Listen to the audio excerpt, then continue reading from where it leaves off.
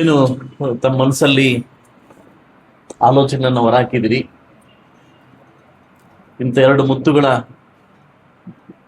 ಜಯಂತಿಯನ್ನ ಮಾಡ್ತಕ್ಕಂಥ ಅವಕಾಶವನ್ನು ನಮಗೇನು ದೊರಕಿದೆ, ವಿಶೇಷವಾಗಿ ನನಗೇನು ನನ್ನ ಅಧಿಕಾರ ಅವಧಿಯಲ್ಲಿ ದೊರಕಿದೆ. ನನಗೂ ತುಂಬಾ ಆಸೆ ಇತ್ತು 14 ಒಳಗಡೆ ಸ್ಟ್ಯಾಚ್ಯೂ ಕಂಪ್ಲೀಟ್ ಮಾಡಿ ತುಂಬಾ ವಿಜೃಂಭಣೆಯಿಂದ ಮಾಡ್ಬೇಕಂತ ಅಷ್ಟು. ನೆನ್ನೆ ಟೀಮ್ ಕರೆದು ಮಾತಾಡಿದಾಗ ಅವ್ರು 45 ದಿವಸ ಕೇಳ್ತಾರೆ, 45 ಡೇಸ್ ಕಂಪ್ಲೀಟ್ ಮಾಡಿ ಕೊಡ್ತೀವಿ ಅಂತ ಕೇಳ್ತಾರೆ. ತುಂಬಾ ಜೋರ ನಡೀತಾ ಇದೆ. ಯಥಾ ಪ್ರಕಾರವಾಗಿ 5ನೇ ತಾರೀಕು ಇನ್ನೂ ಗೊತ್ತಿಲ್ಲ, ಮೂಮೆಂಟ್ ಏನಂತ ಗೊತ್ತಿಲ್ಲ. ಎನಿ ಮೂಮೆಂಟು ಲಾಕ್ಡೌನ್ ಆಗೋ ಚಾನ್ಸಸ್ ಇದೆ. ಅದ್ರ ಕೂಡ ಸ್ವಲ್ಪ ಹೊತ್ತು ನೋಡ್ಬೇಕು. ಅದು ಎನಿ ಮೂಮೆಂಟ್ ಆಗೋ ಚಾನ್ಸಸ್ ಕೂಡ ಇದೆ. ಅದು ಎಲೆಕ್ಷನ್ ಮುಗಿದ್ಮೇಲೆ ಮಾಡ್ತಾರಾ ಇಲ್ಲ ಹೀಗೆ ಮಾಡ್ತಾರ ಅಂತ ಗೊತ್ತಾಗ್ತಾ ಇಲ್ಲ. 9 ತಾರೀಕು ಎಲೆಕ್ಷನ್ ಇದೆ. ಎಲೆಕ್ಷನ್ ಆದ್ಮೇಲೆ 10ನೇ ತಾರೀಕಿಂದ ಏನಾದ್ರು ಲಾಕ್ಡೌನ್ ಮಾಡ್ಬೋದಾ ಇಂಡಿಯಾ, ಇಲ್ಲಾಂದ್ರೆ ಹೀಗೆ ಮಾಡ್ತಾರೆ ಅನ್ನೋದು ಗೊತ್ತಾಗ್ತಾ ಇಲ್ಲ. ಅದೊಂದು ಕೂಡ ಗಮನ ಇಟ್ಕೊಬೇಕಾಗ್ತದೆ. ನನ್ನ ಒಂದು ಆಡಳಿತನೆಲ್ಲ ಕರೆದು ನಾನು ಇಂಟರ್ನಲ್ ಮೀಟಿಂಗ್ ಮಾಡಿದಾಗ 3 ಆಪ್ಷನ್ ನಾವು ನಿಮ್ಮ ಮುಂದೆ ಇಡ್ತೀವಿ. ಒಂದು ಆಪ್ಷನ್ ಬಂದ್ಬಿಟ್ಟು ಇದೇ ಹಾಲಲ್ಲೇ ಸಿಂಪಲ್ ಆಗಿ ಪೂಜೆ ಮಾಡಿ ಅಂಬೇಡ್ಕರ್ ಜಯಂತಿಯನ್ನ ಮಾಡೋದು. ನನಗೆ ಬಹುತೇಕ ದಿನಗಳಿಂದ ನನಗೊಂದು ಕನಸಿತ್ತು, ಮುಳಬಾಗಲ್ ತಾಲೂಕು ಏನಾದ್ರು ಮಾಡಬೇಕು ಅಂತ. ನಾನು ಒಂದ್ಸರಿ ಮೈಸೂರು ಯೂನಿವರ್ಸಿಟಿಗೆ ಹೋದಾಗ SC/ST ಹಾಸ್ಟೆಲ್ಗೆ ಹೋದಾಗ ಒಂದು SC/ST ಹಾಸ್ಟೆಲ್ 100 ಮಕ್ಕಳಿಗೆ ಓದ್ಕೊಳ್ತಕ್ಕಂಥ ವ್ಯವಸ್ಥೆಯನ್ನ ಒಂದು ಹೈಟೆಕ್ ಮಾದರಿ ಹಾಸ್ಟೆಲ್ ಕಟ್ಟಬೇಕು ಅಂತಂದಾಗ ಸಡನ್ಲಿ ಹಾಸ್ಟೆಲ್ ತಗೊಂಡ್ಬಿಟ್ಟೆ.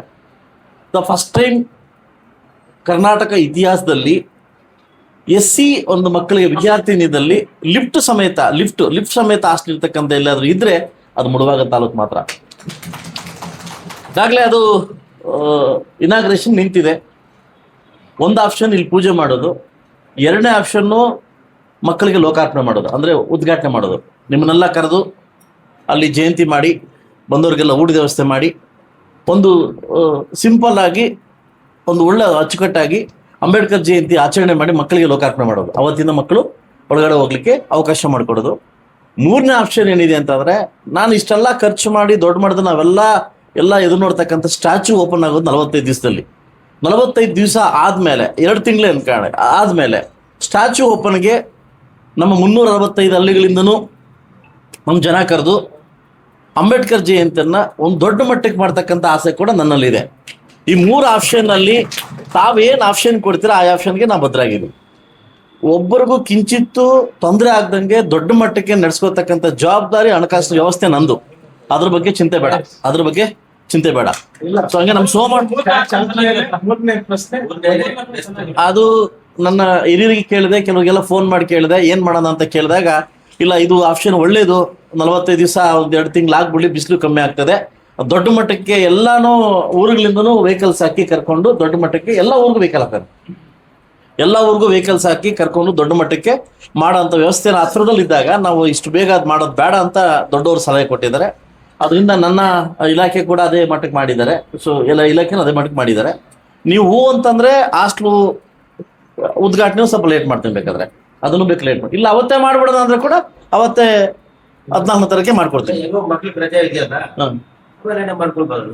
ಸೊ ಅದರಿಂದ ರೆಕಾರ್ಡ್ ಮಾಡ್ಬಿಟ್ಟು ಅದರಿಂದ ನಮ್ಮೆಲ್ಲ ಸಲಹೆಗಳ ಮೇರೆಗೆ ನಮ್ದು 14ನೇ ತಾರೀಕು ಇದೇ ಹಾಲಲ್ಲಿ ನಮ್ಮ ಸತೀಶ್ ಅವ್ರ ತಂಡ ಮತ್ತೆ ನಮ್ಮ ಇವರು ರಿಗ್ಗಿ ಅವ್ರ ತಂಡ ಎಲ್ಲ ತಂದು ಭಜನೆ ಮಾಡಬಹುದು. ನಮ್ಮ ಹಾಡುಗಳ ಮುಖಾಂತರವಾಗಿ ಒಳ್ಳೆ ಅಚ್ಚುಕಟ್ಟಾಗಿ ಇಲ್ಲಿ ವ್ಯವಸ್ಥೆ ಮಾಡ್ಕೊಂಡು ಪೂಜೆ ಮಾಡೋಣ 14ನೇ ತಾರೀಕು. ಅದಾದ್ಮೇಲೆ 2 ತಿಂಗಳಲ್ಲಿ ಒಂದು ಪೂರ್ವ ಸಭೆನ ಮತ್ತೆ ನಾನು ಪರ್ಸನಲ್ ಕರಿತೀನಿ. ಪೂರ್ವ ಸಭೆನ ಕರೆದು ದೊಡ್ಡ ಮಟ್ಟಕ್ಕೆ ವಿಜೃಂಭಣೆಯಿಂದ ಮಾಡ್ತಕ್ಕಂಥ ವ್ಯವಸ್ಥೆಯನ್ನ ಮಾಡ್ತಾ ಇದ್ದೀನಿ. 5ನೇ ತಾರೀಕು ಕೂಡ ಭಾನುವಾರ ಇರುತ್ತೆ.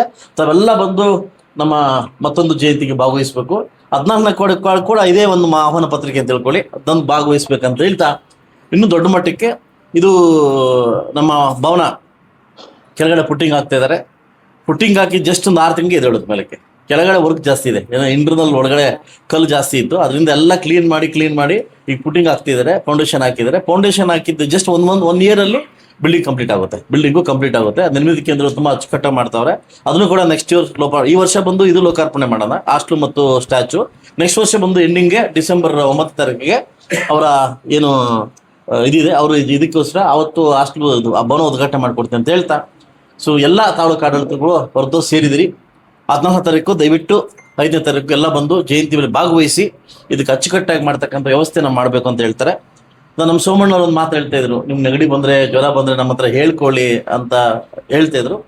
ಖಂಡಿತವಾಗ್ಲೂ ನೀವು ಕೊಟ್ಟಿರ್ತಕ್ಕಂಥ ಕೆಲವು ಪ್ರೀತಿಗಳು ಏನು ವಾಲಂಟಿಯರ್ ಆಗಿ ಕೆಲವು ಮನೆಗಳಿಗೆ ಹೋಗಿ ಕೆಲವು ಮುಖಂಡರುಗಳು ಅಂದ್ರೆ ನನ್ನ ಪ್ರೀತಿಯ ಮುಖಂಡರು ಹೋಗಿ ವಾಲಂಟಿಯರ್ ಹೋಗಿ ಏನು ನನ್ನ ಬಗ್ಗೆ ಆಶೆ ವ್ಯಕ್ತಪಡಿಸಿದ್ರಿ, ನಾನು ಯಾವತ್ತೂ ನಿಮಗೆ ಚಿರುಣಿ ಆಗಿರ್ತೀನಿ, ತುಂಬಾ ಚಿರುಣಿ ಆಗಿರ್ತೇನೆ. ಆ ಒಂದು ಮಟ್ಟಕ್ಕೆ ಈ ತಾಲೂಕು ಹೋಗಲ್ಲ ಅಂತ ಒಂದು ನಂಬಿಕೆ ನನಗಿದೆ. ಯಾಕಂದ್ರೆ ಬೇರಾಲ್ ನಾವೆಲ್ಲ ಅಣ್ಣ ತಮ್ಮಂದ್ರು, ಇವತ್ತು ಲೆಫ್ಟ್ ಇರ್ಬೋದು ರೈಟ್ ಇರ್ಬೋದು, ಸರ್ಕಾರದಲ್ಲಿ ಏನಾಗಿದೆ ಅದಾಗ್ಲಿ, ಒಳ ಮೀಸಲಾತಿ ಏನಾಗುತ್ತೋ ಅದಾಗ್ಲಿ, ಅದು ಸರ್ಕಾರಕ್ಕೆ ಬಿಡೋಣ. ಆದ್ರೆ ಈ ತಾಲೂಕಲ್ಲಿ ವಿಶೇಷವಾಗಿ ನಾವು ಯಾರು ಬೇರೆಯವರಲ್ಲ, ಒಂದು ಲೆಫ್ಟು ರೈಟು ಯಾರು ಬೇರೆಯವರಲ್ಲ, ವಿಶೇಷವಾಗಿ ತಾವೆಲ್ಲ ಅಣ್ಣ ತಮ್ಮ ಥರ ಭಾಗವಹಿಸ್ತಾ ಇದ್ದೀವಿ. ನಮ್ಮಲ್ಲಿ ಯಾವತ್ತು ಕಿಟ್ಟ ಮನಸ್ಸಲ್ಲಿ ಎಲ್ಲೂ ಬಂದಿಲ್ಲ. ಬರೋದು ಬಿಡು ನಾನು ಬಿಡಲ್ಲ, ಬರೋದು ನಾನು ಬಿಡಲ್ಲ, ಬರೋಕ್ಕೂ ನಾನು ಅದನ್ನ ಬಿಡಲ್ಲ.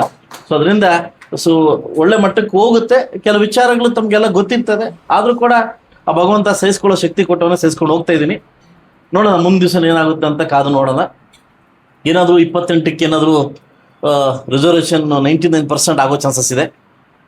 ಅಮೆಂಡ್ಮೆಂಟ್ ಪಾಸ್ ಆಗಿದೆ 15ರಲ್ಲಿ. ರಿಸರ್ವೇಷನ್ ಲೇಡೀಸ್ ರಿಸರ್ವೇಷನ್ ಬಂದರೆ ಖಂಡಿತವಾಗ್ಲೂ SC ಲೇಡಿ ಆಗೋ ಚಾನ್ಸಸ್ಸು 100% ಇದೆ. ಸೊ ಏನಾದರೂ ಕೂಡ ತಾಲೂಕು ಅಭಿವೃದ್ಧಿಗೆ ಒಳ್ಳೇದಾಗಲಿ, ನಿಮ್ಗೆ ಒಳ್ಳೇದಾಗಲಿ, ನಾನು ಬಂದಿರತಕ್ಕಂಥ ಆಸೆಯನ್ನು ಇಟ್ಕೊಂಡು ಬಂದಿದ್ದೀನಿ.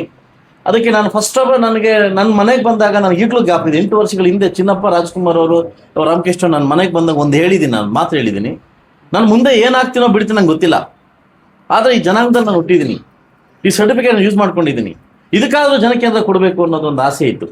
ಸೊ ಖಂಡಿತವಾಗ್ಲೂ ನಾನೊಂದು ಮಾತು ನಿಮ್ಗೆ ಕೊಡ್ತಾ ಇದ್ದೀನಿ. ಬಹುಶಃ ಈ 2-3 ಡಿಸ್ಟಿಕ್ನಲ್ಲಿ ನಾವು ಮಾಡ್ತಕ್ಕಂಥ ಚೌಲ್ಟ್ರಿ ಇಡೀ ಮುಳಬಾಗಲ್ ತಾಲೂಕು ಯಾವ ಚೌಲ್ಟ್ರಿ ಇರಲ್ಲ. ಬಹುಶಃ ನನ್ನ ಕೈಯಿಂದ 1-1.5 ಕೋಟಿ ಬೀಳ್ತದೆ.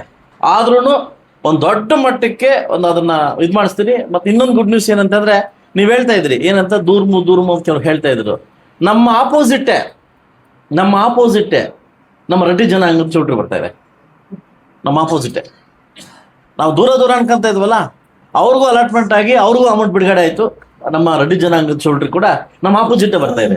ಅದು ಏನಾಗುತ್ತೆ, ಇಂಡಸ್ಟ್ರಿಯಲ್ ಕ್ರಿಯೇಟ್ ಆದಾಗ ಏರಿಯಾ ಹೆಂಗ್ ಕ್ರಿಯೇಟ್ ಆಗುತ್ತೆ ಅಂತಂದ್ರೆ ಒಳ್ಳೆ ನಗರ ಕ್ರಿಯೇಟ್ ಆಗುತ್ತೆ. ಅದರಿಂದ ಆದಷ್ಟು ಬೇಗ ನಾನೇ ಅದನ್ನ ಮುತುವರ್ಜಿ ವಹಿಸಿ ಅದನ್ನ ಚೆನ್ನಾಗಿ ಮಾಡ್ತಾ ಇದ್ದೀನಿ ಅಂತ ಹೇಳ್ತಾ, ಸೊ ಮುಂದಿನ ದಿವಸಗಳಲ್ಲಿ ಏನಿದ್ರು ಕೂಡ ತಮ್ಮ ಹತ್ರ ಹಂಚ್ಕೊಂತೀನಿ ಅಂತ ಹೇಳ್ತಾ, ಅವಕಾಶ ಕೊಟ್ಟಿದ್ದಕ್ಕೆಲ್ಲ ತಾಲೂಕು ವರ್ಗದವ್ರಿಗೂ ಎಲ್ಲ ಆಡಳಿತ ವರ್ಗ ಬಂದಿದ್ದಾರೆ, ಅವ್ರಿಗೂ ಕೂಡ 14ನೇ ತಾರೀಕು ಅನೌನ್ಸ್ ಮಾಡ್ಬಿಡಿ, ಸೊ ಇಲ್ಲೇ ಬಂದ್ ಮಾಡ್ಬಿಡಿ ಅಂತ ಹೇಳ್ತಾ. ಇವಾಗ ಅಂಬೇಡ್ಕರ್ ವಿಗ್ರಹ ತೆಗ್ದಿದ್ದೀರಲ್ಲ, ಹೊಸದಾಗ್ತೀರಾ ಇಲ್ಲ ನಾನು ಮತ್ತೆ ಮಾತಾಡ್ತೀನಿ. ಅದು ಕೆಲವರು ಏನೋ ಸೆಂಟಿಮೆಂಟ್ ಅನ್ಕೊಂಡಿದ್ದಾರೆ. ಇಲ್ಲ ಅದನ್ನ ರೆಡಿ ಮಾಡಿಸ್ತಾ ಇದೀವಿ. ನೀವು ಹಿಂಗೆ ಹೇಳಿದ್ರೆ ಹಂಗೆ, ಅದು ಆಲಂಗೂರು ಸಿನಣ್ಣ ಕೊಟ್ಟರ ಸೆಂಟಿಮೆಂಟ್ ಇರ್ಲಿ ಅಂತ ಕೆಲವು ಲೀಡರ್ಸ್ ಫೋನ್ ಮಾಡ್ತಾವ್ರೆ, ಅವ್ರು ಕೊಟ್ಟಿರೋ ಸ್ಟ್ಯಾಚು ಅಂತ. ಇಲ್ಲ ಹೊಸಾದ್ ಮಾಡಿಸ್ಬೇಕಂತಂದ್ರೆ ನಾವು ಅರ್ಜೆಂಟ್ ನಾವು ಹೋಗ್ಬೇಕು, ಅರ್ಜೆಂಟ್ ಹೋಗಿ ಆ ಆರ್ಡರ್ ಕೊಡ್ಬೇಕು. ಇದಾದ್ಮೇಲೆ ನಾನು ಮಾತಾಡಿ ಎಲ್ಲ ಒಂದು ಚೆನ್ನಾಗಿದೆ. ಈಗ ಅಧ್ಯಕ್ಷರು ಭಾಷಣ ಮಾತಾಡೋದು